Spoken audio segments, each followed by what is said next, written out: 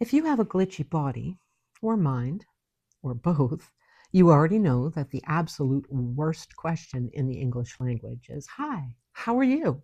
Now, society demands that we respond with a, "Oh, I'm fine," because nobody at the grocery store wants to hear that your spine currently feels like dry spaghetti about to snap under the weight of a slight breeze, or that with every move, your pelvis sounds like someone stomping on a bag of chips with wet boots. So we lie. We are a legion of liars. I'm a little broken. Okay, I'm a lot broken. But if anyone had told me 16 years ago that I'd be 56 and dependent on a walker to get around, I'd have laughed in their face. I tried to do everything right.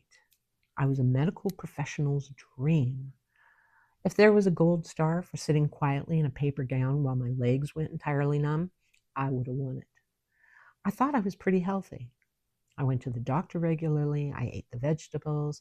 I sat through the endless scans and blood tests like a human pincushion. I assumed, like an idiot, that if something was terribly wrong, somebody with an expensive medical degree would simply tell me, right? I'm not a total idiot. I knew something was off because my joints were creaking and moaning like a haunted house. My guts were in open rebellion, and my poor ginger pumpkin was getting just a little bit foggy. But I had no idea the actual extent of the issues until my doctor retired.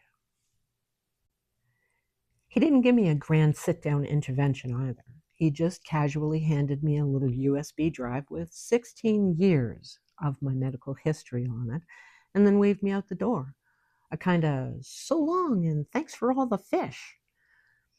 If you haven't seen Hitchhiker's Guide to the Galaxy, you probably won't get that reference, but I highly recommend you go and get the book or watch the movie as soon as you finish watching my video.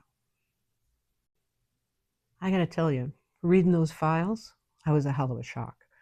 You'd think that spending your days working around medical offices as a medical secretary and knowing how the hospital sausage is made would give me some kind of immunity or inside track. Nope. Turns out being a medical secretary doesn't give you any medical immunity. It just means you know exactly what font the doctor used to accidentally ruin your life. It means that knowing while I was politely filing paperwork for other people, my own chart was apparently being treated like an overdue utility bill between 5 different specialists who seemed to communicate exclusively via carrier pigeon. Turns out doctors aren't magicians. They're just overwhelmed, overworked humans working inside a broken system. And they're playing a terrible game of medical hot potato where everyone assumes that the other specialist has already given you the bad news. There is a silver lining to finding out that nobody is coming to save you. You get to become the research assistant that your doctor never wanted. So I started researching. And I don't mean doom scrolling Dr. Google and WebMD at 3 a.m. until I'd convinced myself a hangnail was terminal. I mean a deep dive down the rabbit hole of proper peer-reviewed academic literature. I wanted data written by people way smarter than me.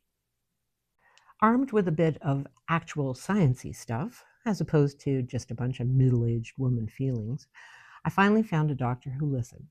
And by listened, I mean she realized that I was no longer willing to passively accept a shrug as a diagnosis. She ordered the right tests, and we finally landed on common variable immunodeficiency, or CVID, as a partial diagnosis. That's really just a fancy clinical way of saying my immune system suddenly decided to quit without giving 2 weeks' notice, and it stole all my goddamn pens on the way out. And the ultimate karmic joke? The grand prize for 16 years of near-perfect compliance, flawless attendance, and never complaining? A shiny new walker. No trophy, no ribbon, just an aluminum cage on wheels that screams, "Coming through," to everybody in the dairy aisle. From there, my immunologist called in the cavalry. Genetics, respirology, gastro, rheumatology, and internal medicine, and shit got real very quickly. My life now is a blur of appointments, reports, endless waiting for more referrals, all the while trying to hold down a full-time job, keep a household running, and try my absolute hardest not to be a complete asshole to the people I love, just because I'm so damn tired. It is a humbling experience. But the story doesn't end with the silhouette of me and my rollator heading off into the sunset. Oh no, there is no miracle cure here, and there might never be.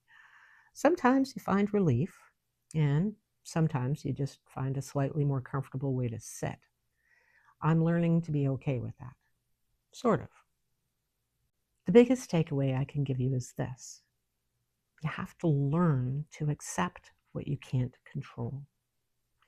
Once you stop expecting the system to automatically save you, you gain the agency to save yourself, one creaky, crunchy step at a time.